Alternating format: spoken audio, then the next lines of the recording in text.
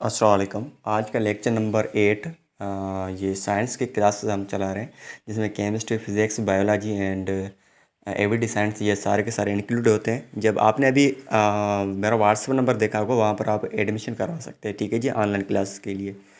तो आज का हमारा फर्स्ट क्वेश्चन है 63 से स्टार्ट होगा, ठीक है जी।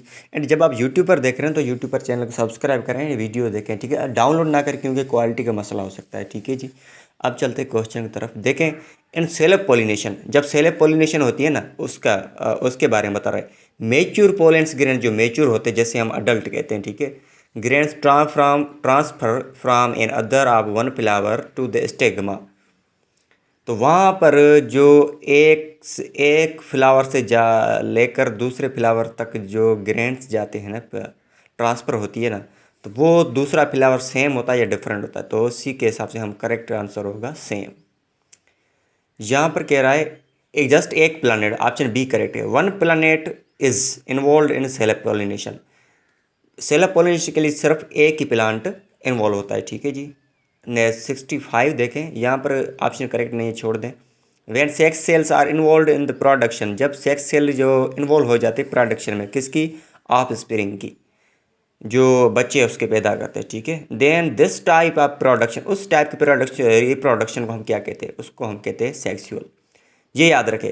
67 रूट, स्टीम में लीव्स, इनमें से जो ऑफ स्प्रिंग जो पैदा होते हैं ना, वहाँ पर जो सेक्स होता है तो उसको हम क्या, सॉरी, रिप्रोडक्शन होती है, उसको हम कहते हैं एसेक्सुअल, ठीक है। Correct option A.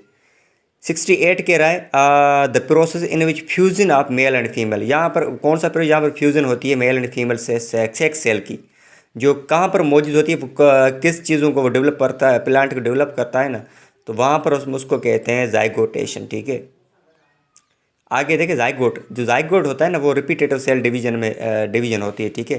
तो वो डेवलप क्या करता है? एम्ब्रियो करता है, जो ओवल के अंदर होता है, ठीक है, इनसाइड होता है।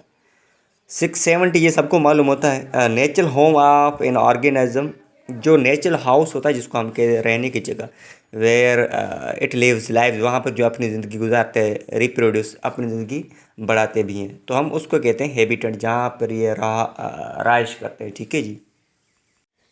ग्रीन प्लांट्स होते हैं ना, ये प्रोड्यूस करते हैं अपना फूड फोटोसिंथेसिस के थ्रू, क्योंकि दे आर कॉल्ड प्रोड्यूसर, जो अपना खाना खुद बनाए, तो हम उसको कहते हैं प्रोड्यूसर। ये पहले पढ़ा चुका हूँ, ठीक है जी।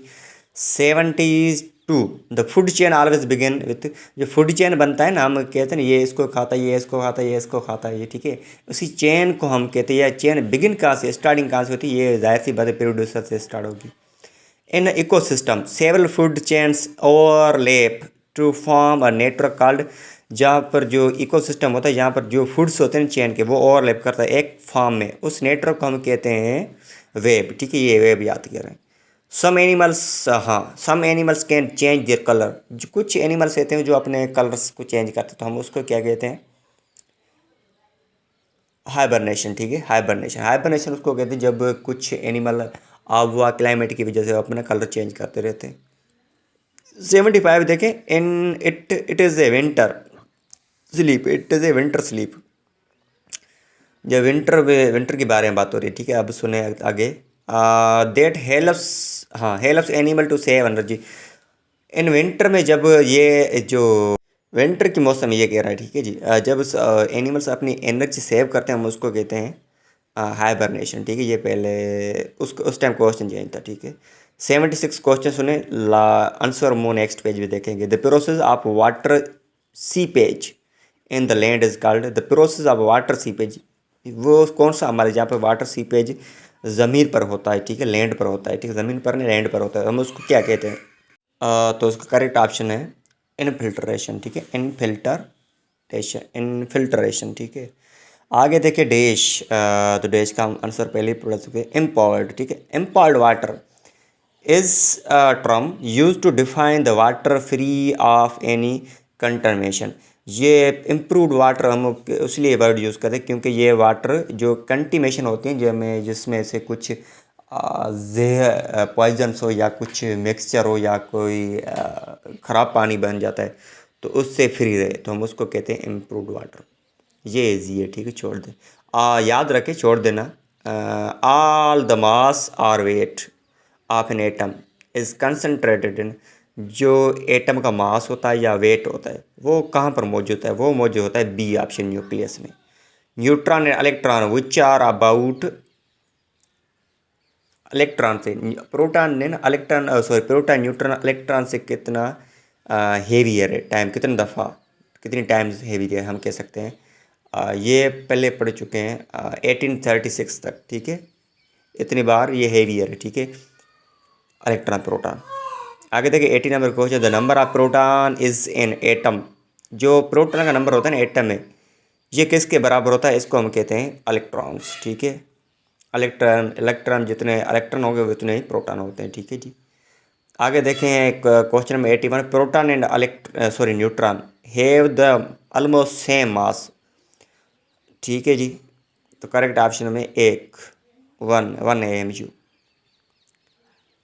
तो ये याद रखें, ठीक है। जब इसका जो न्यूट्रॉन का नंबर चेंज हो जाता है ना, तो हम उसको आइसोटोप कहते हैं। जब सेम नंबर होता है तो हम उसको करेक्ट कहते हैं, ठीक है। दोनों का नंबर सेम होता है क्योंकि ये दोनों न्यूक्लियस में होते हैं। Proton neutron are collectively known as, दोनों को हम क्या कहते हैं, दोनों को हम कहते हैं न्यूक्लियंस, ठीक है, क्योंकि ये न्यूक्लियस में रहते हैं दोनों।